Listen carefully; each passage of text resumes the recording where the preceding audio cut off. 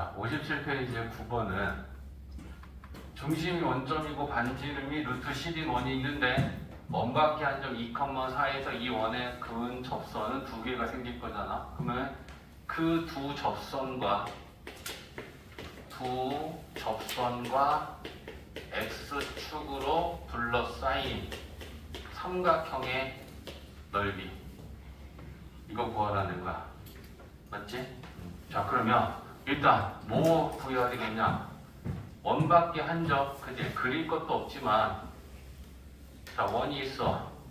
원 밖에 뭐 한 점, 여기다 치자. 그러면 접선이 이렇게 있을 거 아니야.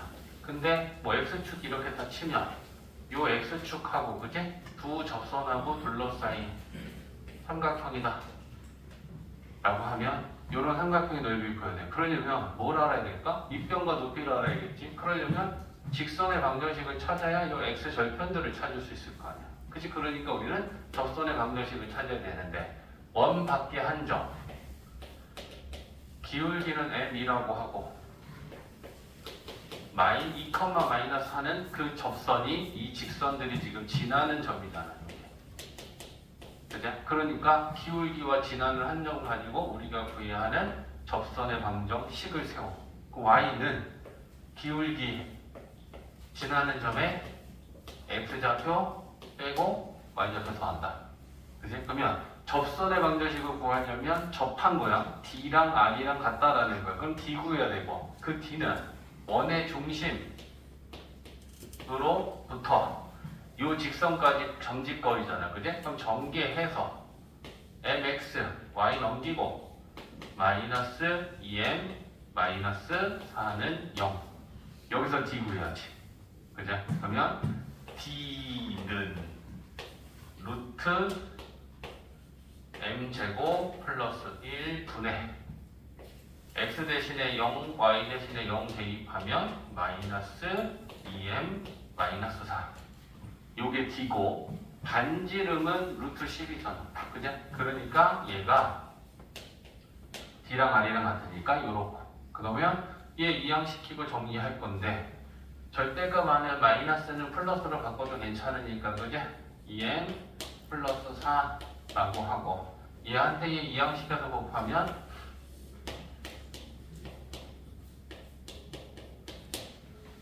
이렇게 되겠네. 그죠? 그러면 양변 제곱합시다. 2m 플러스 4의 제곱은 10m 제곱 플러스 1 이렇게 됐고, 그죠? 전개하자. 얘 2 뽑아서 어차피 약분하면 하나밖에 안 남으니까 그냥 전개할게. 4m 제곱 8 16m, 그죠? 16 10m 제곱 플러스 10. 다 우변으로 이항시켜볼까? 6m 제곱 되지? 마이너스 16m이지? 넘기면 마이너스 6은요? 약분되냐? 그제? 2로 약분한다. 3m 제곱 마이너스 8m 이렇게 돼. 인수분해가 돼? 1, 3, 3, 1 이렇게 됩니다. 그죠? 자, 풀이가 그냥 긴 거지 어려운 거 아니잖아. n-3, 3n 플러스 1 됐냐? 그러면 접선이 두 개고 그 접선의 기울기가 각각 m값 하나씩이니까, 그지? 하나 접선의 기울기는 3인 거고, 또 하나 접선의 기울기는 마이너스 3분의 1인 거야. 그지? 그러면 우리가 구한 m을 어디다 대입할래? 여기다 대입하면 된다. 그지? 그러면 저 접선의 방정식에 m 대신에 3을 하나 넣으면 y는 3, x-2 마이너스 4지. 정리해봐. y는 3x 마이너스 6 마이너스 10. 우리는 이제 x절편 구할 거야. 알겠지? 그러면 x절편 바로 구할까? y 대신에 빵 넣고 x값 구하면 3분의 10이냐? 됐지? 자, 그 다음에 두 번째는 m 대신에 마이너스 3분의 1이 들어간 방정식은 y는 마이너스 3분의 1 x 마이너스 2 이렇게 되겠지. 자, 3분의 없애기 위해서 3 곱하면 3y 마이너스 됐지? 자, 마찬가지지. y 대신에 빵 넣을 거야. 그리고 x 구할 거야. y 대신에 빵 넣으면 빵은 하고 마이너스 x 플러스 2 마이너스 10 넘기면 x는 마이너스 10 그러면 얘는 x절편이 마이너스 10 그게 y 대신에 0 넣고 3 곱하면 이렇게 됐고 그게 y 대신에 0 넣었으니까 얘는 0 됐고 그때 x 값을 구하면 되죠. 됐지? 그러면 x절편이 이렇게 두 개 나왔어. 그럼 뭔 말이야? 저기 지금 대충 그렸었지만 이게 x축이고 자 이게 y축이었을 때 얘네들이 지나는 그 원바퀴 한 점 2, 마이너스 4였잖아. 그죠? 그러면 x 대신에 2, 마이너스 4라고 하는 이 점에서 얘는 x절편이 3분의 10이니까 이걸 지나면서 3분의 10이면 여기가 3분의 10이라는 얘기고 그죠? 얘는 x절편이 마이너스 10이니까 이렇게 가서 여기가 마이너스 10이란 거 아니야? 그러면 이 삼각형은 이렇게 생긴 애 아니냐? 접선하고 x축하고 둘러싸요. 그러면 요게 밑변이고 이게 높이 아니냐? 그냥 밑변은 그러면 얘에서 얘 빼면 되지, 그지? 그럼 여기다 10 더하면 3분의 40이냐? 높이는 이 길이니까 y좌표가 마이너스 4니까 높이는 4겠지. 그러면 이 삼각형의 넓이는 2분의 1 곱하기 밑변 3분의 40 곱하기 높이 4. 이거 계산하면 될 거 아니야? 어려울 건 없어. 그치? 그냥 차근차근 가면 되지 않을까? 접선의 방정식 구하고 우리 x절편 구하고 이러는 건 중학교 때 배우는 사항인데 뭐. 어?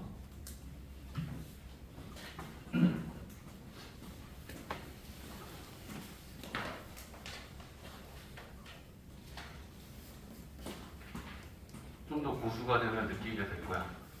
이게 뭔 말인지. 자, 봐봐. 12번이다. 원바퀴 한 점인 2,3에서 그은 접선 중에 기울기가 음수인 접선을 우리는 구해야 돼. 거기까지만 하면 끝나. 그 접선이 4,2를 지난다 했으니까 대입하면 A가 구해질 거야. 근데 그러면 똑같잖아. 뭐 해야 되니? 원이 일반형으로 주어져 있으니까 표준형으로 만들어야지. 그제? 그러면 표준형으로 만들려면 X 2차, 1차, Y 2차, 1차 이렇게 되겠지. 자, 여기 0을 안 쓴 건 이제 더 할 거기 때문에 그래. 양쪽에 얘 완전 제곱되려면 1 필요하지? 얘는 완전 제곱되려면 4 필요하지? 요렇게. 그래서 표준형으로 고치면 얘는 x 플러스 1의 제곱 y 마이너스 2의 제곱은 5니까 중심이 마이너스 1,2고 반지름이 루트 5인 원이구나. 근데 우리는 이 원 밖에 요 2,3에서 지나는 접선을 구하고 싶어. 지나는 점이 2,3인 거니까. 그죠? 그러면 우리는 2,3을 지나고 기울기는 m이라고 해서 그 직선의 방정식을 세우지. 그죠? 그러면 y는 기울기에 지나는 점에 x 좌표는 빼고 y 좌표는 더해라. 그러면 이제 원의 중심이 마이너스 1,2니까 d 구해야지. 그럼 마이너스 1,2로부터 요 직선 mx y 넘기고 마이너스 2m 플러스 3은 0 d 구해야지. d는 루트 m제곱 플러스 1분의 대입하면 마이너스 m 마이너스 2, 마이너스 2m 플러스 3 이렇게 돼. 자, 정리를 분자를 좀 더 해보면 루트 m제곱 플러스 1분의 마이너스 3m 플러스 1이네. 요게 D야. 근데 D랑 R이랑 같은 거잖아. 접선이 있는 접한 거니까. 그죠? 그러면 얘가 루트 5랑 같은 거야.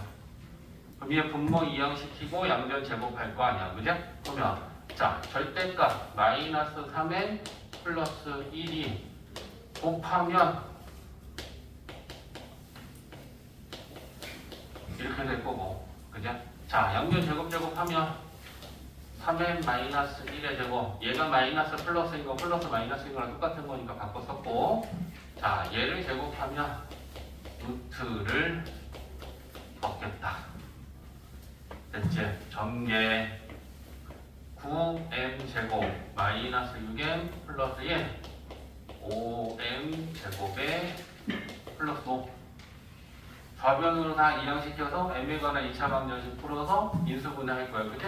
넘기면 4m 제곱에 마이너스 6m에 마이너스 5 넘어오니까 마이너스 4 2로 개수들 약분 2m 제곱 마이너스 3m 마이너스 2 인수분해가 된다. 그죠? 1, 2, 1 마이너스 됐죠? 그러면 얘는 m-2에 2m 플러스 1은 0인데 여기서 m값 두 개 중에 기울기는 음수라고 했으니까 음수인 m값만 가져오면 되겠다. 그지? 얘는 플러스잖아. 그럼 우리가 찾는 m은 여기 있는 애야. 그냥 마이너스 2분의 1. 그러면 얘를 어디다 넣어? 여기다 넣으면 되잖아. 우리가 구하려는 접선의 방정식 우리 저렇게 놨으니까. 그냥? 그럼 집어넣으면 y는 마이너스 2분의 1 x 마이너스 2 플러스 3. 그래. 그러면 여기다 4,a 집어넣고 a 구하면 되잖아.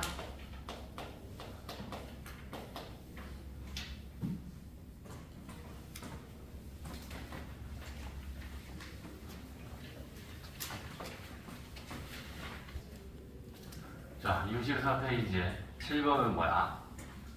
y는 ax 플러스 b가 있는데 얘를 x축 방향으로 3만큼 y축 방향으로 7만큼 평행이동하면 평행이동이 된 후에 직선의 방정식을 우리가 구해야 돼.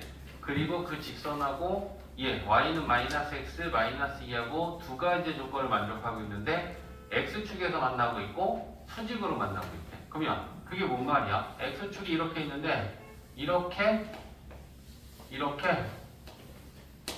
수직으로 만나고 있다는 얘기야. 그러면 수직 조건에서는 이제 기울기에 대한 힌트를 주는 거고 x축 위에서 만나면 뭐가 같은 거야? x 절편이 같은 거야. y축 위에서 만나면 y 절편이 같은 거고. 그죠? 그러니까 그런 내용들을 이용해 풀어라 라고 하는 조건들인 거네. 그죠? 그러면 일단 만들자.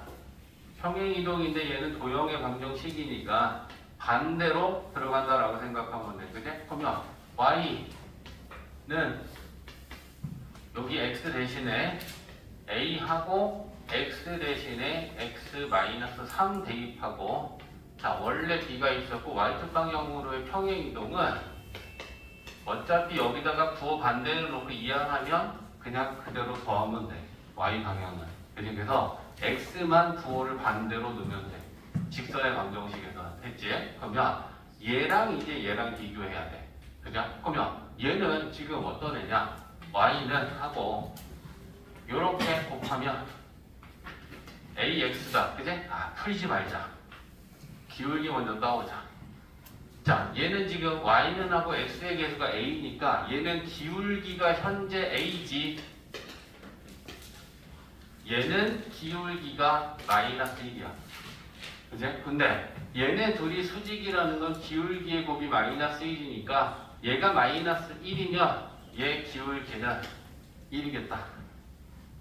그러면 A 값이 1이네. 됐지? 그러면 요 직선의 방정식이 요 a 값이 1이니까 y는 하고 정리하면 x 플러스 b 마이너스 3이랑 7이랑 더하면 이렇게 되겠네. 이제 a는 1이고 그 다음에 이제 뭐 해야 되냐, x축에서 만나면 뭐라고? x 절편이 같은 거야. y축에서 만나면 y 절편이 같은 거야. 그러면 얘 x 절편 구해봐. y 대신에 0 대입하고 x 구하면 되잖아. 자, y 대신에 빵 넣었어. 그러면 x는 마이너스 2지. 그러면 요 직선의 x절편이 마이너스 2라는 건 마이너스 2,0을 지나는 거지. 그러면 얘 x절편은 얘가 지나는 점이 될 거 아니야. 거기서 만났으니까. 그러니까 x 대신에 마이너스 2, y 대신에 0 대입하면 되겠다. 그러면 b는 마이너스 2, a는 1, b는 마이너스 2. 이렇게 풀면 되는 거죠. 그래서 두 가지 조건을 봐야 돼. 네. 자, 10번 뭐냐? 2차 함수지, 포물선이지. 얘를 이렇게 평행 이동을 한대. 그것만큼 이 직선도 똑같이 평행 이동을 하래. 그리고 나서 그 직선의 y절편이 뭐니? 그럼 중요한 건 뭐냐? y 방향과 x 방향으로 얼마만큼씩 평행 이동을 했는지 그걸 찾아야 되는 거 아니야? 자, 그걸 찾기 위해서는 어떻게 해야 돼? 꼭지점을 알면 되거든? 그러니까 이 2차 함수들을 다 표준형으로 고쳐서 꼭지점의 좌표가 몇 컴마 몇이 됐는지를 보면 쉬워. 그러니까 얘를 표준형으로 고치면, 자, x제곱에 4x 4 필요하지. 더하기 빼기. 자, 요게 완전 제곱된 거니까 y는 x 플러스 2의 제곱에 마이너스 4. 그러면 얘는 꼭지점의 좌표가 마이너스 2, 마이너스 4야. 얘는 y는 x제곱에 12x 그냥. 그리고 얼마 필요해? 2로 나누고 제곱하면 36 필요하다. 그냥? 그러면 더하기 빼기. 자, y는 x 플러스 6의 제곱이 되고 얘가 나와서 얘랑 더하면 이렇게 돼. 그러면 얘는 꼭지점이 마이너스 6, 마이너스 1이야. 꼭지점은 점이야. 그럼 그대로 보면 되지, 그냥? x 마이너스 2가 마이너스 6이 됐으니까 x 방향으로는 마이너스 4만큼이구나. y좌표 마이너스 4가 마이너스 1이 됐으니까 y 방향으로는 3만큼이구나. 됐지? 자, 그러면 이제 우리는 얘를 이동할 거야. 자, y는 마이너스 3에 x는 부호를 반대로 넣는 거지, 그지? x는 마이너스 4만큼이면 x 플러스 4 대입하고 원래 있던 애한테 y 방향으로 평행 이동은 뒤에다 그냥 더하면 돼. 여기다 마이너스 하고서 어차피 넘길 거야. 알겠지? 그래서 x는 부호를 반대로 놓고 y 방향은 그대로 가면 된다. 그럼 얘는 y는 마이너스 3x지 마이너스 12에다가 5니까 마이너스 7이다. 그지? y절편 구하라 그랬다? 마이너스 7이다.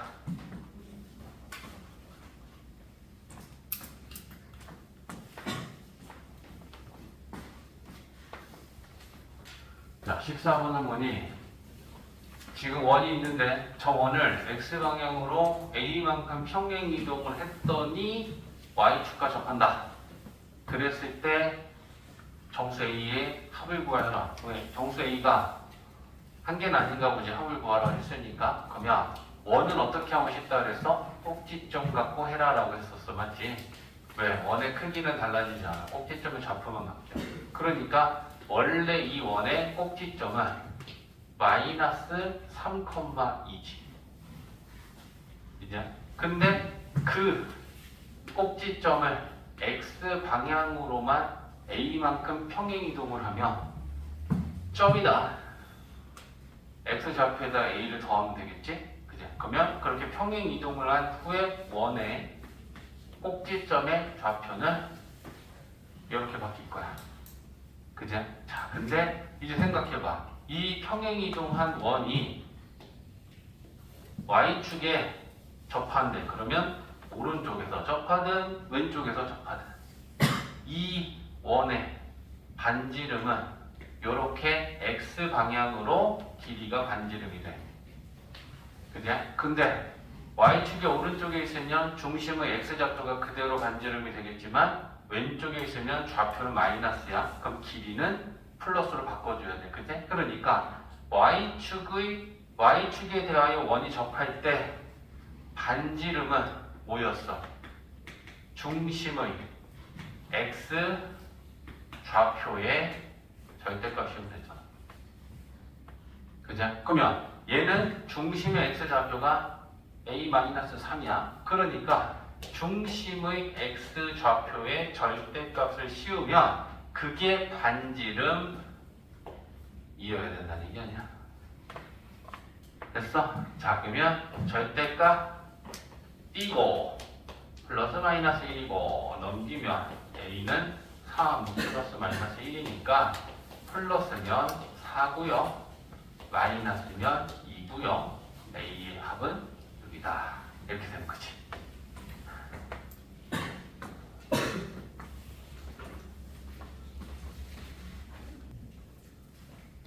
자, 대칭이동이다. 평행이동은 점이냐 도형의 방정식이냐를 구분하는 게 제일 중요하다라고 한다면 대칭이동은 점이나 식이나 그냥 구분 없이 똑같이 하는 게 또 차이가 있어. 그리고 평행이동이 뭐고 대칭이동이 뭐냐라고 하면 사실 정의는 이렇거든. 봐봐. 평행이동을 설명할게. 이 직선을 x 방향으로 뭐 예를 들면 이렇게 산만큼 평행이동 한다라는 거의 의미가 뭐냐면 직선은 무수히 많은 점들로 이루어져 있어. 그러니까 이 점을 잡고 산만큼 여기 있는 점도 잡고 산만큼 여기 있는 점도 잡고 산만큼 모든 점들을 다 요렇게 다 산만큼 움직이면 여기와 있고 여기와 있고 여기와 있고 여기와 있고 여기와 있고 여기와 있을 거 아니야. 그러면 이 점과 이 점 사이에 얘네들도 다 똑같이 산만큼 이동하면 여기 가고 사이에 있는 점들 그래서 요렇게 움직이면 이건 평행이동이야. 그러니까 평행이동은 뭐냐면 모두 다 같은 방향으로 같은 거리만큼 이동을 시키는 게 평행이동이야. 알겠지? 근데 대칭이동이다 라고 하면 뭐냐면 얘는 기준이 있어. 대칭을 하는 기준이 있는데 그게 점일 수도 있고 직선일 수도 있어. 대칭이동은 그 대칭이동을 해야 하는 기준이 존재하는데 그 기준에 대하여 어떻게 하는 거냐면 모두 다 같은 거리만큼 움직이는데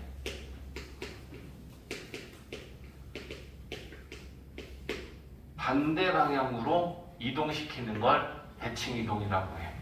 자, 이게 뭔 말이냐면 자, 너네들 예를 들면 어렸을 때 미술 시간에 데칼코마니 이런 거 한 적 있어, 맞지?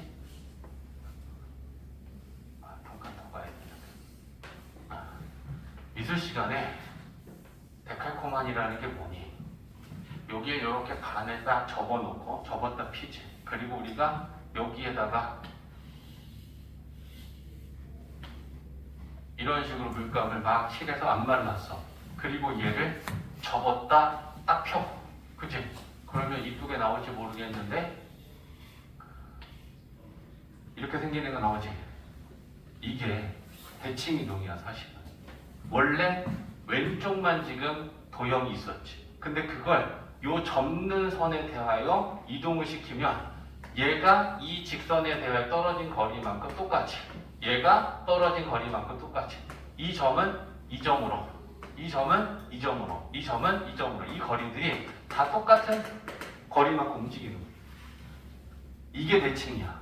그래서 우리는 이 왼쪽에 있는 그림을 이 직선에 대하여 대칭 이동시키면 이렇게 만들어지는 거야. 그럼 이거는 대칭의 기준이 요 접은 직선이었던 거야. 그러면 이 직선 기준에 대하여 이 떨어진 거리만큼 봐봐. 이 거리랑 똑같이. 근데 방향을 요 직선에 대하여 반대 방향으로 이동을 시키고 있는 거야. 왼쪽이 오른쪽으로 가게, 오른쪽은 왼쪽으로 가게. 이해했어? 이게 평행이동과 대칭이동의 차이야.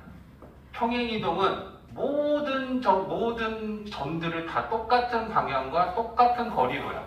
같은 거리만큼 움직이는 건 똑같아.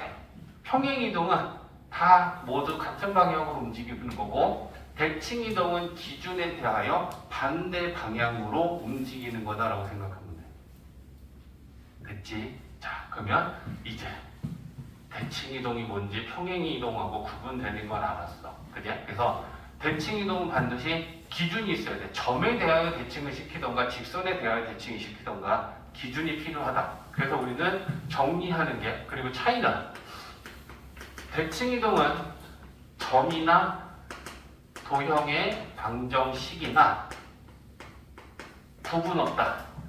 그냥 똑같이 우리는 적용시키면 된다. 평행이동을 할 때는 점과 도형의 방정식이 달랐잖아. 점은 그대로고 도형의 방정식은 부호 반대로였잖아. 그제? 얘는 다 똑같아. 그래서 뭐 첫 번째, 자, 요런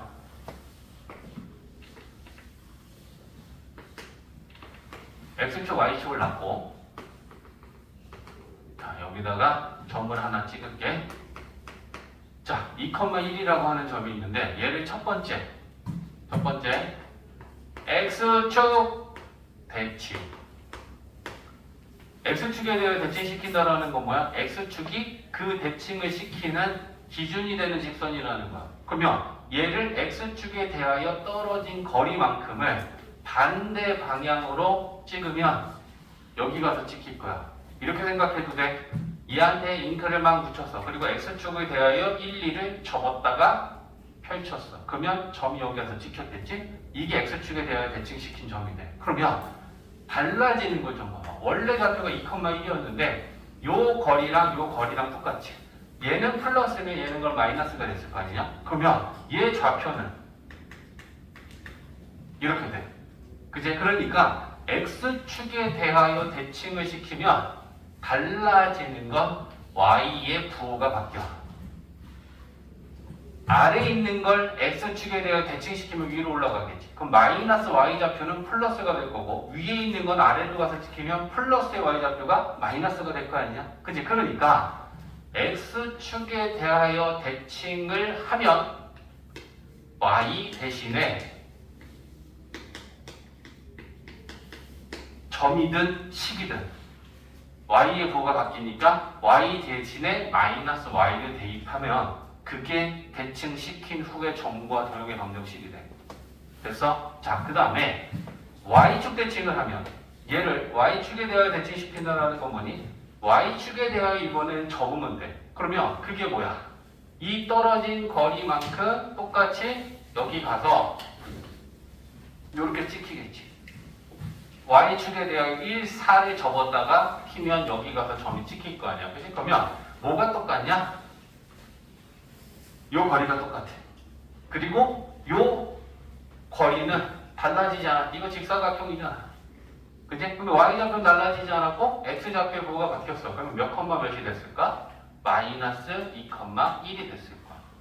그러면 Y축에 대하여 대칭을 하면 점이 X방향으로 움직이지. 그럼 X방향으로 움직인다라는 건 X의 부호가 바뀌는 거야.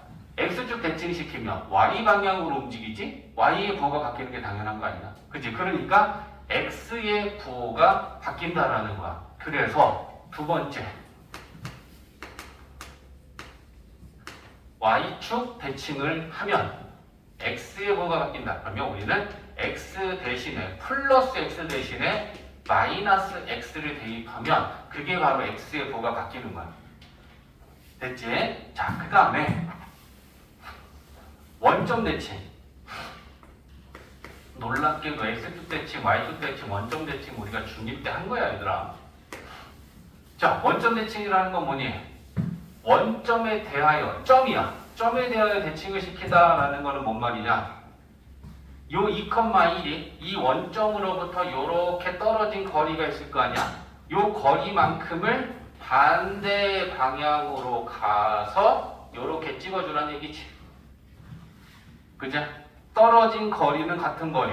기준에 대하여 반대 방향. 그러니까 요 떨어진 거리만큼 같은 거리를 반대 방향으로 가면 요렇게 찍힐 거야. 그치? 그러면 요 점의 좌표는 x는 -2고 y는 -1이겠지.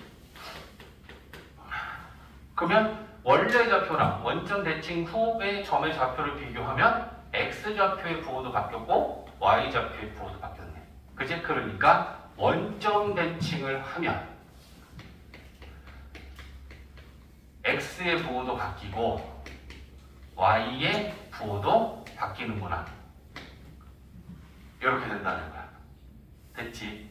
자, 그리고 하나만 더 추가로 하면 지금 왜 이렇게 졸린 사람들이 생기고 있을까? 잘 모르겠다. 밤에 뭐 하는지 공부하느라고 그러는 것도 잘못된 건데. 자, 이번에는 y는 x. 자, 요게 한 칸당 1이라고 생각해요.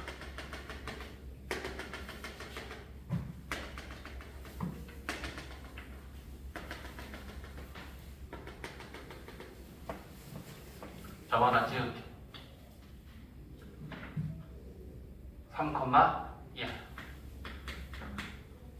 요 3,1이라는 점을 요 y는 x에 대한 대칭시킨다라고 하는 건 대칭의 정의 갖고 생각해봐.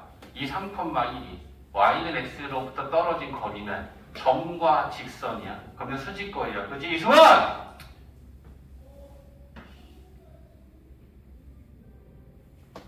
점과 직선 사이의 거리는 수직거리야. 그러면 이 떨어진 거리만큼 반대 방향으로 가면 여기 가겠다. 맞지? 그러면 이 떨어진 거리는 루트2지.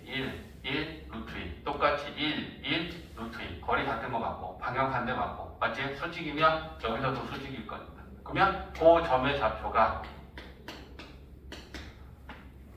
이렇게 된다. 자, 결론.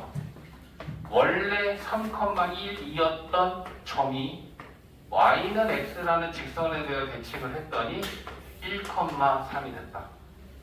뭐가 달라졌어? x가 y가 되고 y가 x가 됐지. x랑 y랑 바뀌어.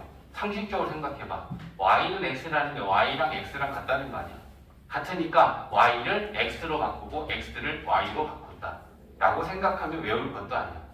됐어? 그래서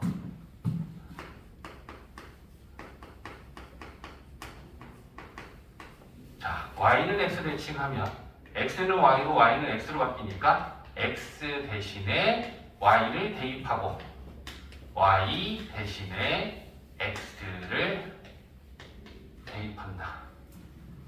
너무 당연한 얘기야.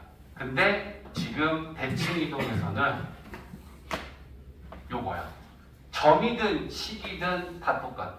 알겠지? 자, 그래서 뭐 예를 들면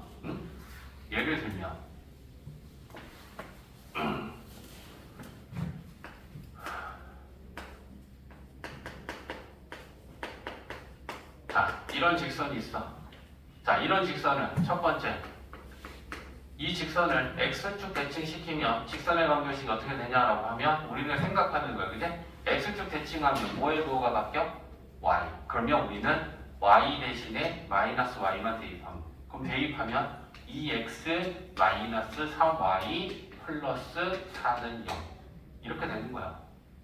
만약에 얘를 y축 대칭시키면 x의 부호가 바뀌어. 그죠? 그러면 x 대신에 마이너스 x 대입하면 되니까 마이너스 2x 플러스 4y 플러스 4는 0 이렇게 될 거야.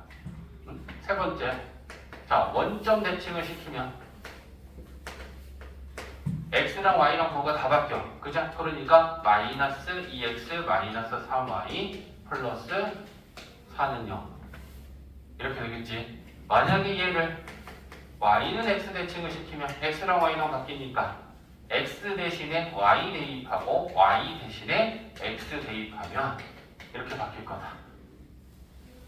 하나도 안 어려워. 그치? 이거는 우리가 뭐 새롭게 되게 어렵게 느낄 부분은 사실은 없어. 자, 66, 67 일단 풀어봐.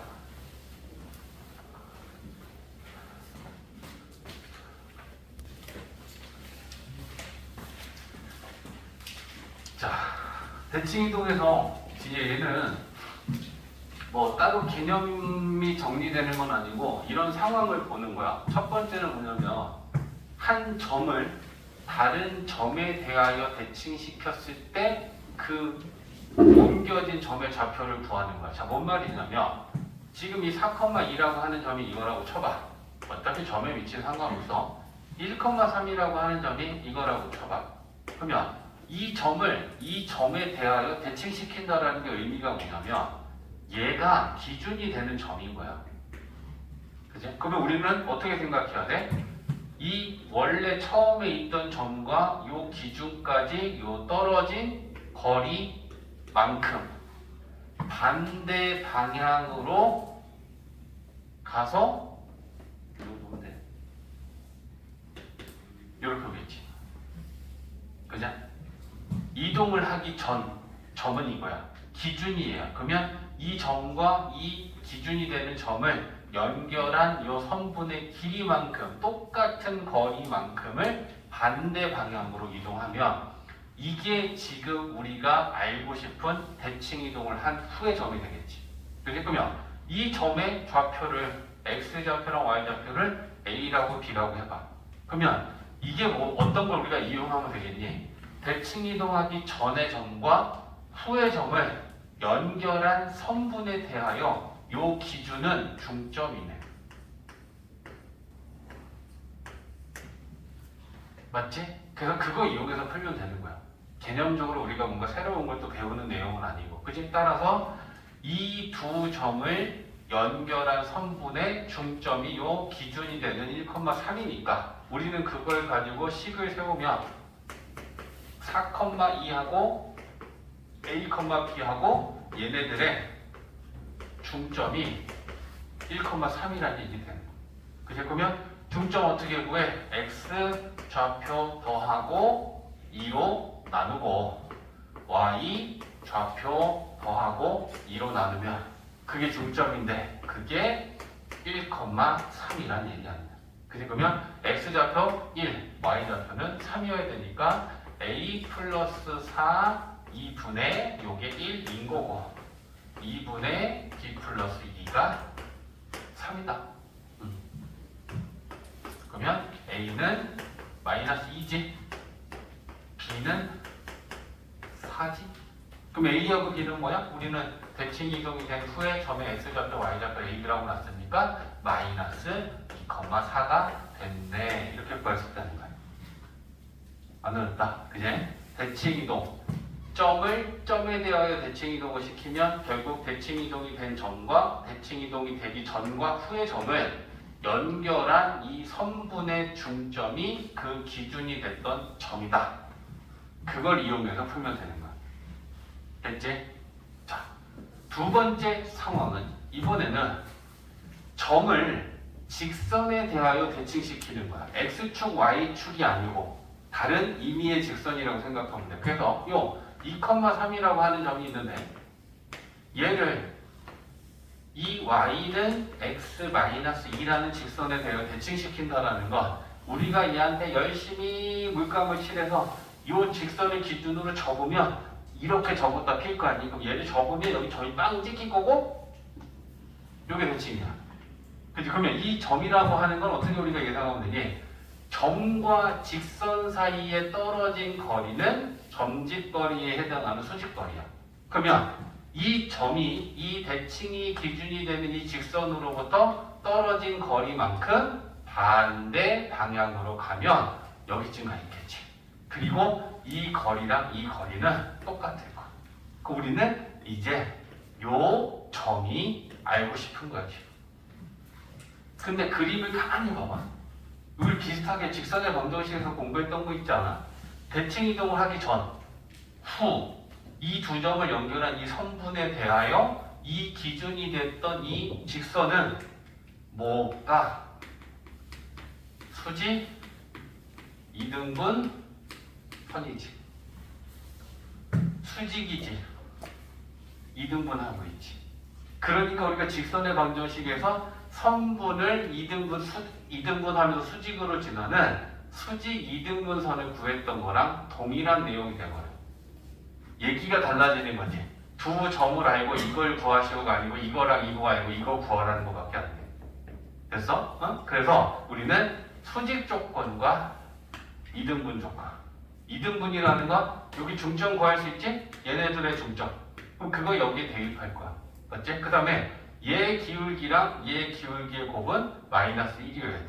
수직이니까. 그래서 수직 조건은 기울기, 이등분 조건은 중점. 이렇게 구할 거야. 그럼 첫 번째. 이제 가보자. 중점을 구할 거거든. 대칭 이동이 된 후의 점을 A, B라고 하면 2,3하고 A, B. 이 두 점을 연결한 선분의 중점을 구하면 X 좌표 더하고 2로 나누고 Y 좌표 더하고 2로 나눈다. 그럼 이게 중점이지. 근데 그 중점을 누가 지나? 얘가 지나는 거지. 그럼 얘한테 대입할 수 있는 거 아니야? Y는 X 마이너스. X좌표랑 Y좌표 대입해서 식을 정리할 건데 Y 대신에 Y 넣으면 자 2분의 B 플러스 3 될 것이고 X 대신에 넣으면 2분의 이렇게 되겠지. 2 곱해서 정리하자.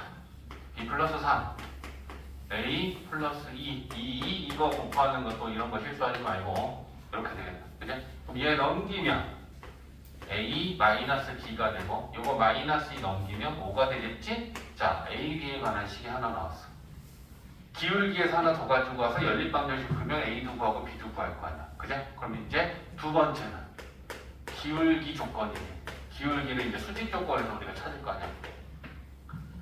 이 두 점을 연결한 이 선분의 기울기식은 X에서 X 뺀 것분의 Y에서 Y 뺀 게 기울기지. 응? 그러니까 우리가 그렇게 기울기식을 구하면 X에서 X 빼면 X 증가량은 A-2지 Y에서 Y 빼면 Y 증가량은 B-3이지 얘 기울기가 1이면 얘 기울기는 마이너스 1이겠지. 그죠? 그리고 요거 이항시켜서 이제 정리하겠지. B-3은 마이너스 A 플러스 2고 A 넘기면 A 플러스 B는 5다. 그러면 얘랑 연립방정식 풀면 되겠다. 그죠? 자, A 마이너스 B는 5다. 이 A는 10이니까 A는 5지. A가 5면 B는 빵이네. 그러면 A랑 B는 뭐야? 대칭 이동시킨 후에 점의 좌표에 X좌표랑 Y좌표니까 몇 컴마 몇이 됐다? 5,0이 되겠구나. 이렇게 된다는 거야. 됐지? 자, 풀어봐. 70페이지에 지금 59랑 62는 쌤이 푼 거야. 너희들은 밑에 두 문제씩 있는 거 한번 지금 들은 내용 생각하면서 잘 풀어봐.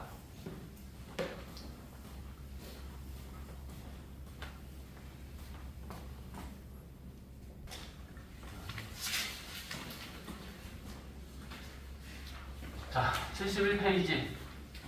자, 선분 길이의 최소값은 하고 물어봤는데 65번 문제 써놨고 자, 여기다가 이제 어떤 문제인지 한번 설명을 해줄 테니까 봐봐. 자, 예를 들면 일사분면에 두 점이 있어요.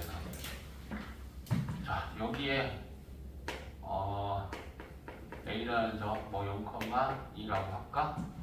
그 다음에 여기에 뭐 3,1이라고 하는 기점이 있다 쳐봐.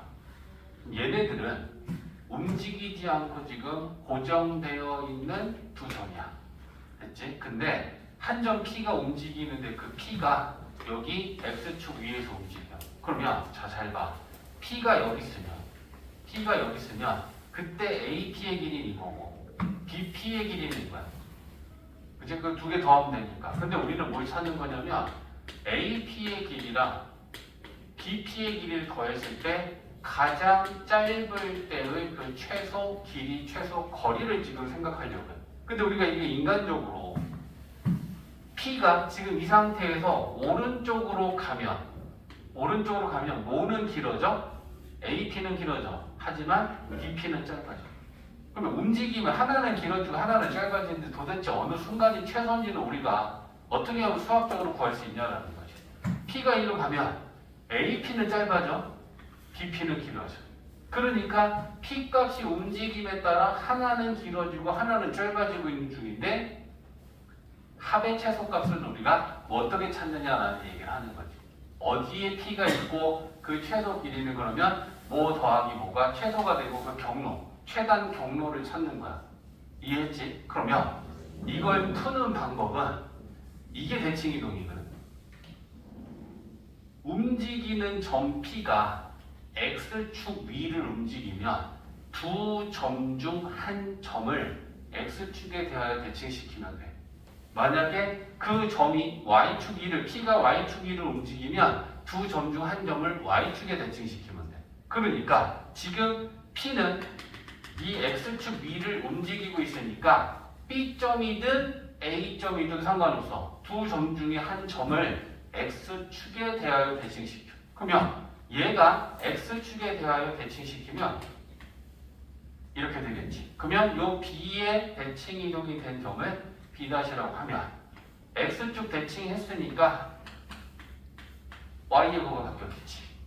그러면 한 점을 대칭 이동시켰으면 그 점과 원래 움직이지 않은 나머지 한 점, 이 두 점을 연결해 볼게. 자, 그러면 일단 하나 생각해봐. A, B 다시 이 길이는 분명히 최소 길이를 나타내고 있는 건 분명하니? 맞아? 왜? 선분의 길이잖아. 두 점을 연결한 선분은 얘와 얘 사이의 가장 최단 거리를 나타내는 거지. 곡선이 없잖아. 됐어? 그러면 A, B 다시는 분명히 최소 길이를 나타내고 있어. 그러면 여기에서 이 거리를 여기서부터 여기까지는 A라고 하고 여기서부터 여기는 B라고 해볼게. 됐어? 그러면 요 A, B 다시 선분 길이는 A 플러스 B고 역시나 그 길이는 지금 최소 길이를 나타내고 있는 게 분명해. 됐어? 자, 근데 이제 우리는 뭘 할 거냐면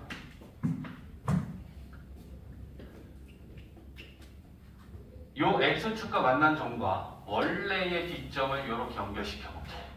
그러면 혹시 이 삼각형과 이 삼각형은 합동이니? 길이 같지? 공통 길이 같지? 직각, 직각. 맞지? 그럼 두 삼각형이 합동이. 그럼 뭔 얘기냐? 대응하는 거. 이 삼각형이 이 빗변의 길이랑 이 삼각형이 이 빗변의 길이. 이거랑 이거는 같지? 그러면 요 길이가 B라면 요 길이도 B네. 맞지? 그럼 우리는 A점과 P점과 B점을 연결한 AB 더하기 BP의 최소 길이를 찾고 있는데 요 A 더하기 요 B인 이거 더하기 이거가 결국은 최소 길이네. A 더하기 B가 최소니까. 맞지? 그래서 만약에 경로를 구하시오라고 하면 P가 여기 있을 때 AP 더하기 BP는 가장 짧은 최소 길이가 되고 그 길이를 구하라고 하면 답은 A 플러스 B지. A 플러스 B라는 건 이렇게 더한 것도 A 플러스 B지만 이거 더하기 이것도 A 플러스 B지. 그럼 우리는 A, B 다시의 길이가 최소 거리가 되겠네. 맞지? 그럼 그 최소 거리라는 건 어떻게 하면 될까? 직각삼각형. 그치? 근데 우리는 요 선분 길이는 그냥 구하면 되잖아. 두 점이 좌표 하니까. 그치? 그러면 x에서 x 빼면 3 제곱 9 더하기 y에서 y 빼면 3 제곱 거기에 루트 씌우면 최소 길이는 3루트이다 라고 구해지는 거야. 이해됐어? 그래서 구부러진 걸 핀다고 생각하면 돼. 이렇게 구부러져 있는 걸 우리가 대칭시켜서 이렇게 피면 그 직선이 만들어지니까 그게 최단 경로, 최소 거리를 의미하게 된다라고 생각하면 되고, 포인트는 뭐야? 움직이는 한 점이 있는데 걔가 X축으로 움직이면 X축 대칭하고 그 점이 Y축으로 움직이면 Y축 대칭을 시켜야 돼. 한 점을. 그래서 대칭 이동을 시킨 점과 남아있는 점을 연결한 선분 길이가 답이야. 결론은 이거야. 알겠지? 그러니까 결론을 우리가 딱 기억해야 될 포인트인 거고, 이해를 하고 나서 딱 그것만 갖고 문제는 풀면 되는 거지. 됐어? 자, 그럼 이제 여기 가볼게. 자, 얘도 지금 문제를 좀 써놨는데, 자, 0,3이야. 그러면 A점이 여기 0,3에 있고 B점은 4,1이니까, 자, 여기쯤 이따 쳐봐. P가 움직여. P는 X축 위를 움직여. 그럼 P가 여기 있을 때는 AP, BP, 여기 있으면 AP, BP, 여기 있으면 AP, BP. 최소거리 찾으려면 움직이는 점이 X축 위를 움직이면 두 점 중 한 점을 X축에 대하여 대칭시켜라. 그러면 얘를 대칭시키면 B 다시는 4,-1이 될 거고, 최소 거리는 이게 답이다. 그냥 이렇게 되는 거야. 대칭 이동을 한 점과 남아있는 점을 연결한 이 선분 길이가 AP 더하기 BP의 최소값이다. 이해했어? 어? 그러니까 X에서 X 빼고 제곱 더하기 Y에서 Y 빼고 제곱, 거기에 루트 씌우면 되니까 32지? 그러면 최소 거리는 4 루트 2 이렇게 된다는 거야. 이해됐지? 어? 자, 거기서 풀어봅시다. 자, 68번. 자, 68번도 쌤하고 같이 하나 하고 나머지 밑에 거 너희들이 연습해. 자, 68번 보면 얘는 움직이는 점이 Y축이래. 자, 68번 보면 1,2, 2,6, 그 다음에 점 P가 이번에는 Y축 위를 움직임. 자, 그러면 찍어. 둘 다 일사분면, 일사분면이잖아. 그지? 자, 1,2. 자, 여기에 A점 찍고, B는 2,6. 그러면 여기 좀 찍을게. 그러면 P는 요 Y축 어딘가 있으니까 봐봐. 여기가 P면 요게 BP, 요게 AP. P가 여기 있으면 요게 BP, 요게 AP. 이제 P가 Y축 위로 움직이고 있어. 그럼 우리는 두 점 중에 한 점을 Y축 대칭시킬 거야. 너네가 얘기해. A 옮길까 B 옮길까? 준성 어디? A, B 빨리 얘기해. A래. 그러면 A를 Y축 대칭시켜. 그럼 Y축으로부터 떨어진 거리만큼 반대 방향으로 이렇게 이동하면 A 다시는 이렇게 될 건데 X의 부호가 바뀌겠지. 그러면 A 다시라고 하면 마이너스 1,2잖아. 그러면 대칭 이동을 시킨 점과 남아있는 점을 연결한 선분의 길이가 최소 길이다. 응? 그러면 요 거리는 X에서 X 빼면 3제곱 더하기 Y에서 Y 빼면 4제곱 루트 씌우면 최소 거리는 5다. 이렇게 구해줄 수 있다는 거지. 이제 자, 밑에 있는 거 얼른 빨리 한번 풀어봐.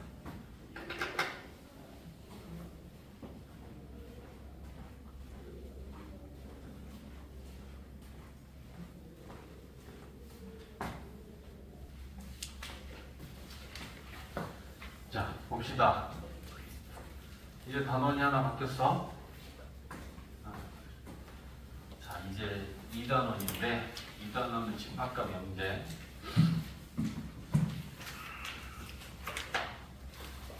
자, 이제 또 새로운 단원을 공부하니까 정의부터 좀 우리는 공부하면서 가야겠다. 그죠? 자, 집합이라는 게 뭔지, 집합을 정의하는 거 일단 중요한 거는 대상을 명확하게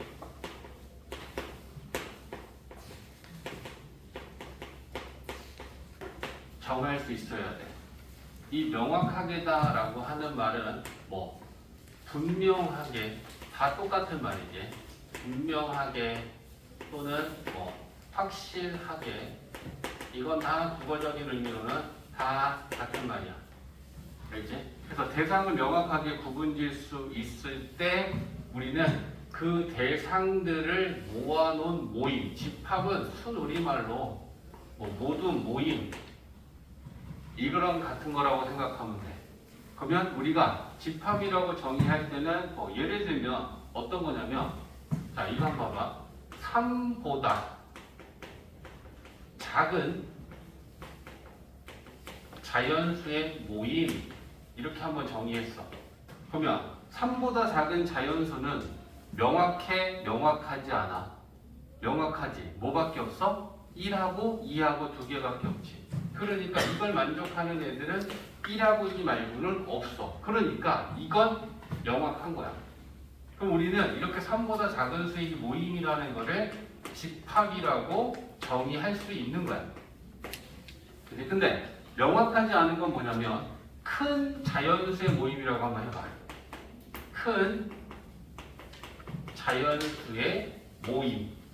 그러면 모임이니까 얘가 집합이 될 수 있는지 안 될 수 있는지 판단하는 건 분명하냐, 명확하냐, 확실하냐를 우리는 판단해야 되는데 요 크다라는 거는 개인적인 견해차가 발생하지.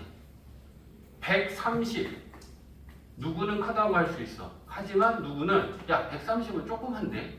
라고 생각할 수도 있잖아. 그치? 그러면 이렇게 개인적인 견해차, 의견차가 발생한다라는 건 명확하지 않은 거야. 그러면 큰 자연수의 모임 이런 건 집합이 될 수 없어. 높은 산의 모임. 그러면 산이 높다라고 하는 그 기준이 되는 높이는 다 다를 거 아니야. 50m만 돼도 높다고 할 수도 있고 야 그래도 산인데 1000m 넘어야 돼. 다 다를 수 있는 거 아니냐. 그치? 그런 건 다 명확하지 않은 거야. 그치? 그 대상을 명확하게 정할 수 있는 모임을 우리는 집합이라고 한다. 그리고 원소는 그 집합을 이루고 있는 이 대상 하나하나를 우리는 원소라고 한다. 영어로 원소는 엘리먼트, 그 원소야. 최소 단위를 얘기한다라고 생각하면 돼. 알겠지? 자, 그래서 이제 이걸 표현을 좀 해볼 건데 우리가 집합을 표현할 때 3보다 작은 자연수의 모임은 집합이 되니까 얘를 우리가 집합으로 표현하면 집합은 대문자를 써. 대문자 A, 대문자 B, 대문자 C. 알겠지? 그래서 A라고 하는 집합은 하고 우리가 이렇게 써. 그리고 중괄호 모양 있지? 이게 집합의 기호야. 알겠지? 그러면 A라는 집합은 이렇게 생겼다는 건데 이 집합 기호 안에 이 대상이 되는 원소들을 쓰는 거야. 그럼 원소는 뭐냐면 1하고 2가 원소야. 그래서 우리는 여기다 1, 2 이렇게 쓰면 A라는 집합은 원소로 1하고 2를 가지고 있는 집합이다. 이런 표현이 된다는 거야. 이해했지? 자, 이런 얘기도 할 수 있는 거지, 그죠? 야, 4의 약수. 집합이 될 수 있니? 4의 약수. 1, 2, 4 분명하고 명확해. 그지? 그럼 우리는 이 4의 약수의 집합을 예를 들면 B라고 한다면 집합 B는 이 4의 약수를 원소로 갖고 있으니까 1, 2, 4 이렇게 써주면 된다는 거야. 그러면 대문자로 표현하는 게 이 집합의 이니셜 이렇게 생각하면 되고 이 집합 기호 안에 들어가 있는 이 1, 2, 4를 우리는 각각의 원소들이라고 생각하면 돼.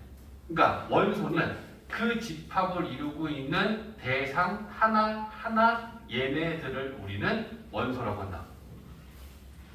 이해되지? 자, 그래서 집합은 제일 중요한 건 그 대상을 명확하게 정할 수 있으면 집합이고 명확하지 않고 분명하지 않으면 집합은 아니다. 그럼 집합이라고 했을 때 그 집합을 이루고 있는 대상 하나하나들을 우리는 원소라고 한다. 얘네들이 원소인 거야. 됐지? 자, 그래서 우리가 집합을 이렇게 정의하는데 자, 그러면 이제 이런 얘기를 하는 거야. 자, 요거 썼던 거 봐봐. 요거 A 갖고 할까? 자, A라는 집합은 또 원소가 몇 개인 거니? 1개, 두 개. 얘는 원소를 두 개 갖고 있는 거야. 그럼 이걸 표현할 때 우리가 이런 얘기를 하는데 1하고 A라고 하는 집합.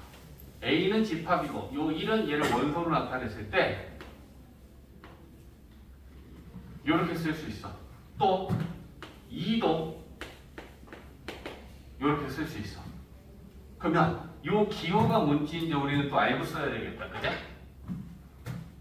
요 기호.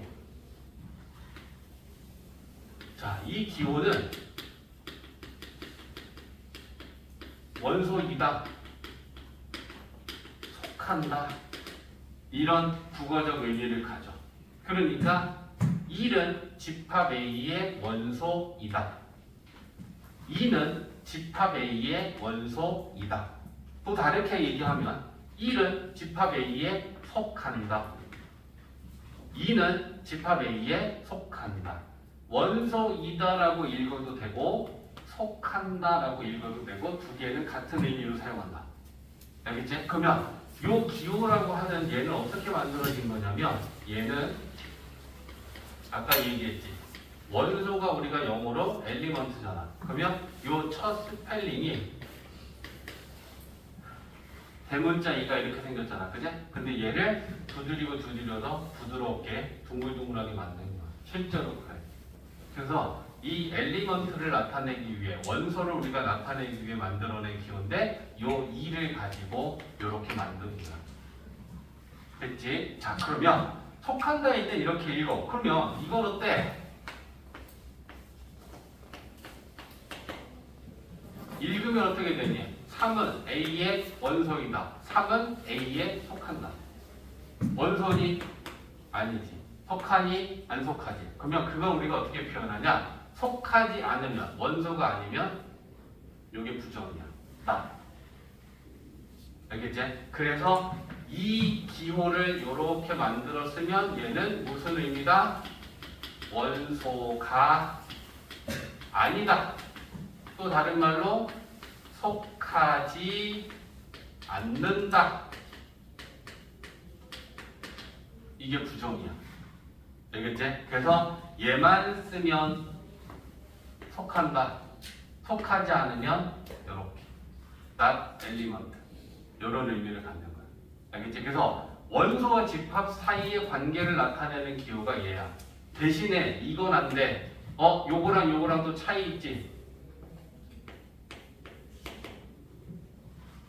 이렇게는 안 써. 이건 안 되는데 이건 돼.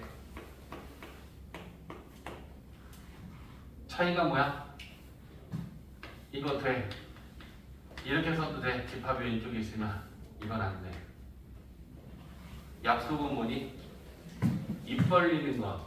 집합적으로 입을 벌리게 쓴다. 이렇게 쓰지 않는다. 큰 쪽으로 입을 벌린다고 생각해. 왜 그런지 이제 집합에서 얘기해 줄게. 집합이 크니 원소가 크니 당연히 집합이 큰 덩어리지. 그 집합 안에 원소들이 들어있는 거니까. 그래서 큰 거와 작은 걸로 구분하면 집합이 더 큰 거. 큰 쪽으로 입을 벌려서 기호를 나타내는 게 맞아. 이렇게 쓰지는 않는다. 알겠지? 그러니까 내 마음대로 이것도 되고 이것도 되겠지라고 생각하지 말라는 거야. 이렇게 쓰기로 약속한 거야. 집합적으로 입을 벌리게. 됐지? 자, 그 다음에 집합의 표현 방법. 이쪽에다가 써볼게. 우리가 집합을 표현하는 방법은 크게 세 가지가 있어. 크게 세 가지가 있는데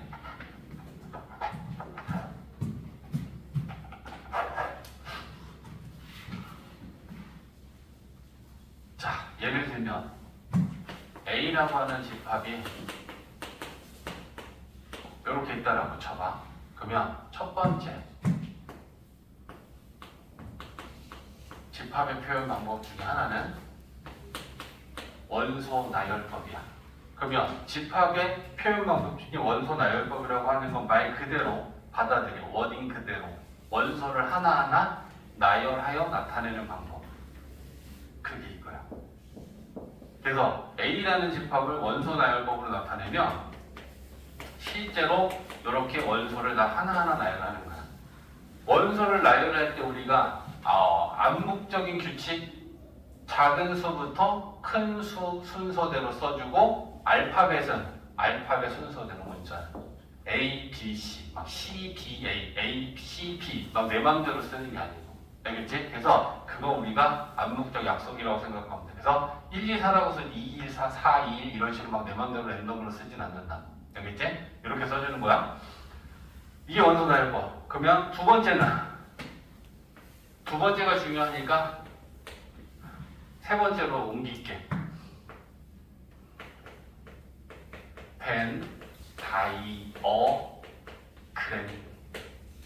벤다이어그램이라고 해. 얘는 이제 집합의 정의, 집합을 증명할 때 많이 써. 도구로서. 왜 이게 참인지 왜 거짓인지 이걸 밝힐 때 집합의 증명 또는 명제를 증명하는 데 있어서 벤다이어그램을 많이 쓰는데, 벤이라는 건 사람이야. 벤이라는 사람이 그 다이어그램이라는 건 말 그대로 그림이야, 그림. 그러니까 벤이라는 사람이 처음 이 그림으로 나타내서 집합을 표현해서 그 사람의 이름을 따준 거야. 그러면 벤 다이어그램은 어떻게 쓰냐면 이렇게 A라는 집합을 라지 A로 쓰고 얘를 이렇게 동그라미로 틀을 만들어. 그러면 이게 뭐냐면 집합 A의 원소들을 요 안에다 넣으면 돼. 그러면 여기에다가 이렇게 쉼표 같은 거 쓰는 거 아니야? 1, 2, 4 넣어주면 A라는 집합의 원소는 1, 2, 4구나 이렇게 알 수 있어. 이걸 벤 다이어그램이라고 해. 별거 아니다. 그냥 중요한 거. 세 번째가 이제 얘가 중요하다. 자, 조건 제시법. 자, A라는 집합의 원소가 이렇게 1, 2, 3인데 이걸 조건 제시법으로 집합을 표현하는데, 자, 말 그대로 집합의 원소가 될 수 있는 조건을 제시하여 나타내는 방법. 이걸 우리는 조건 제시법이다라고 하는데, A라고 하는 집합 괄호 이렇게 써. 그리고 나서 여기에 이렇게 짝대기가 하나 있어. 그리고 이 짝대기 왼쪽과 오른쪽에 쓰는 걸 우리는 정해놨어. 알겠지? 그래서 얘를 이렇게 쓰는 거지. 그러면 X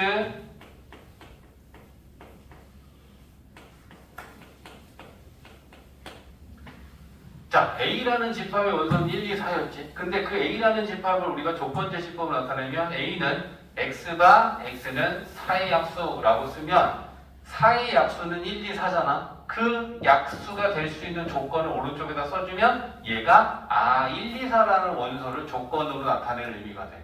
그래서 이거 읽는 방법, 얘는 우리가 한글로 바라고 읽어. 영어로는 BAR 짝대기, 막대기 그거야 실제로. 그래서 이걸 우리는 바라고 읽으면 되고, 이 바 왼쪽과 오른쪽에 오는 내용이 좀 중요한데, 바 왼쪽에는 그 집합의 원소의 형태, 그리고 바 오른쪽에는 그 집합의 원소가 될 수 있는 조건을 쓰기로 약속했어. 그래서 이렇게 조건 제시법으로 나타내는 문제가 실제로 시험에서 제일 많이 나와. 모의고사 포함해서. 그래서 A라고 하는 집합의 원소는 X라는 애가 원소인데 그 원소가 될 수 있는 조건은 4의 약수다라는 걸로 표현을 한다는 거지. 이해했지? 자, 조건 제시법의 장점, 원소 나열법의 단점. 원소가 더럽게 많으면 원소 나열법이나 벤 다이어그램으로 그 집합을 표현하기에는 이 안에 무수히 많은 원소들을 집어넣으려면 동그라미 뒤지게 크게 그려야 될 거 아니야. 그치? 그러니까 원소가 많을 때는 원소 나열법이나 벤 다이어그램으로 집합을 표현하는 건 불편할 수밖에 없어. 그치? 그럴 때 우리는 딱 그 원소가 될 수 있는 조건을 조건 제시법으로 이렇게만 딱 나타내면 원소가 많더라도 어떤 원소들을 갖고 있구나라는 걸 우리가 알아보기 쉽겠지. 이게 조건 제시법이다. 알겠지? 그래서 조건 제시법이 사실은 제일 중요하다. 그래서 이제 이런 얘기 한번 해줄 테니까 잘 봐. 이게 해석이야. 방금 들었지만 분명히 이해하고 할 수 있는 사람들이 있을 거란 말이야. 자, 집합 A 원소는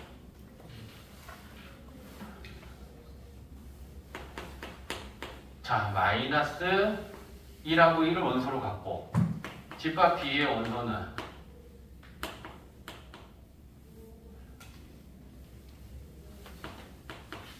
이래.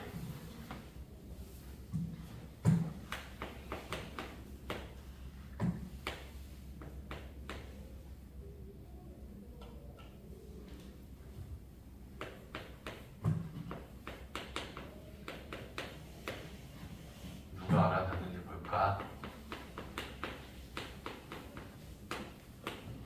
자, 집합 X는 이렇게 정의할 때 집합 X의 문제는 집합 X의 모든 원소의 합을 구하라. 자, A라는 집합의 원소는 마이너스 1하고 1이다. 집합 B의 원소는 1, 3, 5다. X라는 집합은 이렇게 정의할 때 이 집합 X의 모든 원소의 합을 구하라. 우리는 뭐 해야 돼? 집합 X의 원소를 찾아내야지. 그래서 걔네들을 다 더하면 되잖아. 뭐 원소가 몇백 개, 몇십 개 되는 건 아니니까 찾아내면 돼. 근데 집합 X를 이렇게 조건제시법으로 준 거야. 그럼 우리는 생각해야 될 게 뭐야? 바 왼쪽과 오른쪽이라고 그랬지. 바 왼쪽에는 그 집합이 가지고 있는 원소의 형태를 쓸 것이고, 오른쪽에는 그 집합의 원소가 될 수 있는 조건을 쓴다 그랬어. 그러면 X라는 애가 집합 X의 원소야. 근데 그 X는 어떤 조건을 만족하는지 이걸 해석해야 돼. 보이냐? X는 뭐랑 뭐랑 더할 때 A랑 B랑 더한 게 원소래. 근데 A는 뭐니? A 집합의 원소. B는 집합 B의 원소. 그럼 이걸 말로 해석하면 뭐냐? 집합 A의 원소 하나랑 집합 B의 원소 하나를 뽑아서 더한 게 집합 X의 원소지. 이게 해석이야. 조건제시법으로 나와 있는 이 X집합의 원소들이 어떤 애들을 원소로 갖는지 이걸 우리는 해석해내야 돼. 집합 A의 원소와 집합 B의 원소를 더한 게 X의 원소라는 얘기잖아. 그러면 이게 이해가 됐으면 우리는 이제 쭉 찾기만 하면 되지. 야, 얘를 가지고 더하기 하는 거 아니야. 그럼 얘네들 더하면 빵 2, 4. 그럼 이제 1 가지고 더하면 2, 4, 6. 방금 이상한 거 있었어? 2가 또 나왔지. 4가 또 나왔지. 근데 하나만 썼지. 자, 무슨 얘기야? 원소는 중복해서 여러 개 쓰지 않는다. 한 개다. 알겠지? 그러니까 이미 2라는 원소가 나왔는데 이렇게 더하면서 2가 나왔는데 이렇게 더한 2가 또 나왔다 해서 거기다 2, 2 두 개 쓰지 않는다는 얘기야. 이해했지? 원소는 중복해서 쓰지 않고 한 개만 쓰면 돼. 그래서 이 규칙에 의해 집합 X의 원소를 찾아보면 이렇게 4개밖에 안 돼. 그럼 답은 얘네들 더하면이야. 그럼 이 예를 이렇게 들어주는 이유는 이렇게 표현되고 있는 집합을, 조건제시법으로 표현되고 있는 이런 집합을 니들이 해석을 못 해내면 뭔 말인지 몰라서 못 푸는 거야. 이렇게 쌤이 얘기한 것처럼 너희도 해석하는 연습을 해야 된다는 거야.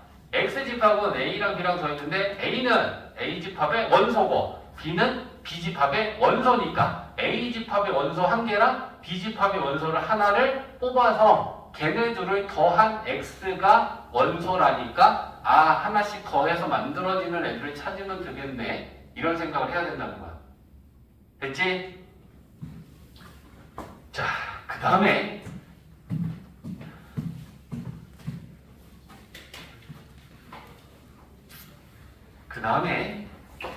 자, 문제 푸는 건 쉬운 거니까 지금은 니들은 개념, 그지? 개념에 집중해야 돼. 자, 그럼 이제 집합의 원소의 개수.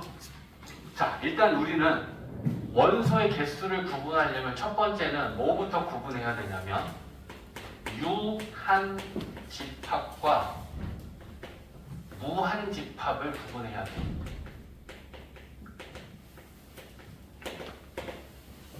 수학에서 유한과 무한은 쉽게 얘기하면 셀 수 있으면 유한이야. 셀 수 없으면 무한이야. 참고로 너네들이 대수에서 수열을 배울 거거든. 그 수열에도 유한수열과 무한수열을 또 나눠.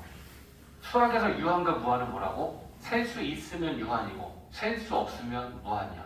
알겠지? 집합이나 수열에서나 똑같아. 그러면 유한집합이라는 건 원소의 개수가 유한개라는 거야. 셀 수 있다는 거야. 무한집합이라는 건 원소의 개수가 너무 많아서 셀 수 없다는 거야. 알겠지? 카운트가 가능하냐 가능하지 않느냐를 갖고 구분한다. 유한집합은 원소의 개수가 유한개라는 거야. 그러면 셀 수 있다는 거야. 무한집합은 너무 많아서 셀 수 없다는 거야. 그러면 얘는 원소의 개수가 쉽게 얘기하면 무한개라는 거야. 그 얘기는 셀 수 없다는 거야. 유한집합을 표현해볼까? 집합 A가 있는데 땡땡땡 하면 그 사이에도 계속 원소들이 존재한다라는 거야.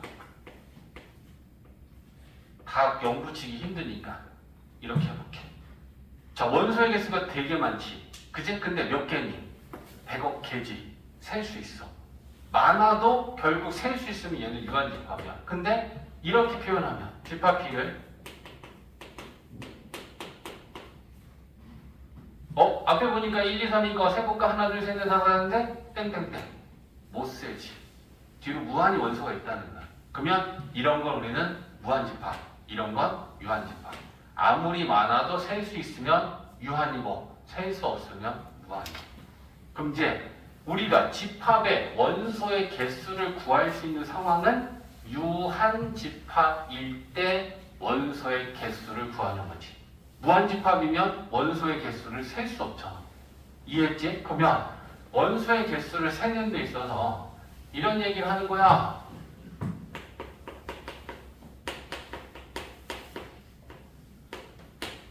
자, 지금 연습 좀 해볼까? 원소를 지금 A라는 집합을 원소를 1, 2, 3, 1, 2, 4, 8, 4개를 갔는데 나는 원소 나열법으로 나타냈거든? 그러면 하나 연습. 이 집합 A를 조건제시법으로 나타내면 어떻게 될게? 그럼 조건제시법으로 나타낸다는 우리는 얘네들이 집합의 정의가 뭐야? 명확하게 모였다라는 거잖아. 그러면 얘네들만 모일 수 있는 그 명확한 기준이 뭐였을까라는 걸 생각하면 돼. 8의 약수지. 그죠? 그러니까 우리는 얘를 조건제시법으로 쓰면 x바 x는 8의 양의 약수 뭐 이렇게 써주면 되는 거죠. 이걸 조건제시법으로 표현하는 거야. 알겠지? 자, 그 다음에 지금 연습할 거는 뭐냐면 얘는 유한집합이야. 그러니까 우리는 집합 A의 원소는 몇 개야? 4개지. 그러면 우리는 원소의 개수를 얘기할 때 이런 기호를 써. 그러면 뭐야? 이 괄호 안에 들어가 있는 대문자는 집합 A를 의미하고 이 앞에 N이라고 하는 거는 원소의 개수를 얘기할 때 앞에 N을 붙여. 그리고 이 N은 넘버야. 그러니까 이 집합 A의 원소의 개수가 몇 개야? 이렇게 쓰면 돼. 알겠지? 집합 괄호하고 앞에 N이 붙으면 이건 이 집합의 원소의 개수를 얘기하는 거야. 됐지? 자, 그 다음에 또 집합, 유한집합 중에 그러면 얘가 이제 또 우리가 좀 알아야 되는 애거든? 공집합. 공집합은 우리가 뭘로 정의하냐면 얘는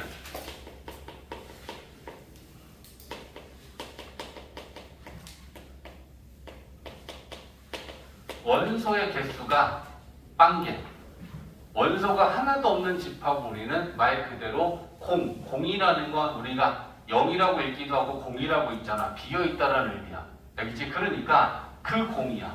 원소가 빵개. 하나도 없다라는 거야. 그럼 우리는 저걸 공집합이라고 하는데 질문. 공집합의 원소의 개수는 그러면 0개잖아. 그치? 그러면 공집합을 나타내는 기호는 얘들아 딱 2개 있어.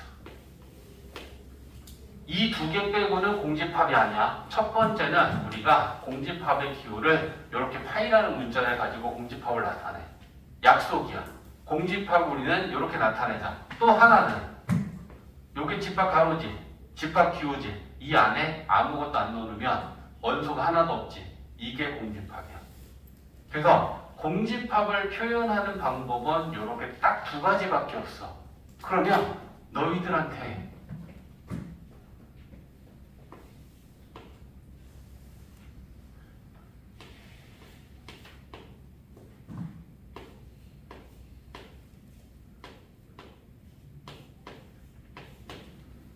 자, 이 값을 한번 물어볼까?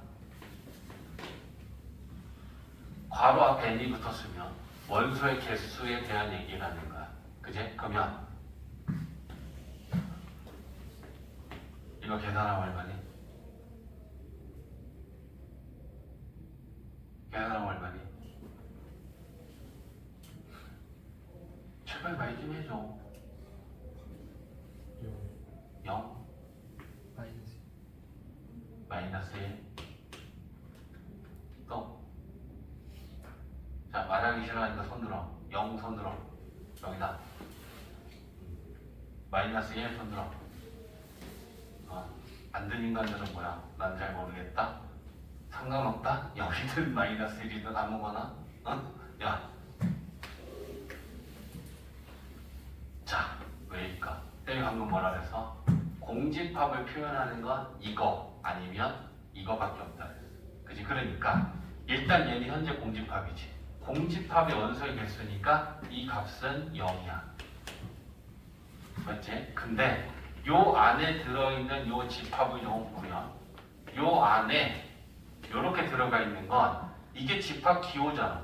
그럼 이 집합 기호 안에 얘가 아무것도 없으면 공집합인데 이 안에 요렇게 요 공집합 기호를 쓰는 파이라는 애가 들어가 있으면 이건 하나의 원소로서 얘를 갖는다는 거야. 이게 원소인 거야.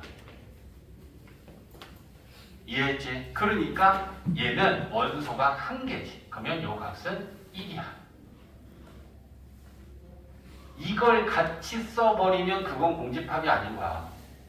얘만 쓰면 공집합이고 얘만 쓰면 공집합인데 이걸 여기다 집어넣으면 너네들 낚는 거야. 이 집합 기호 안에는 어떤 거든 들어가면 그게 원소야. 그러니까 이렇게 원소를 한 개 갖는 거는 개수로만 얘기하면 뭐랑 똑같냐면 여기에 A가 들어있는 거나 여기에 B가 들어있는 거나 여기에 3이 들어있는 거나 얘네들은 다 원소가 한 개야. 무슨 말인지 알겠지? 얘를 단독으로 써야 공집합이야. 그걸 이 안에다 넣는 순간 이게 원소인 거야. 이 집합은. 이 밖에 있는 이 중괄호 모양이 집합이고 그 안에 뭐라도 들어가면 그건 원소인 거야. 이해했지? 오케이? 그래서 요거 조심해. 너네들이 일단 집합에서 한번 낚이는 건 이 공집합에 대한 표현을 헷갈려갖고 이게 이렇게 들어가면 이거 공집합이네 라고 생각을 해버릴까봐 일부러 또 문제도 내고 한번 본 거야. 됐지? 자, 한번 가보자. 80, 81, 82, 83. 오케이. 여기까지는 지금 설명이 다 된 것 같아. 80부터 한번 풀어봐. 오늘은 83까지만 할게.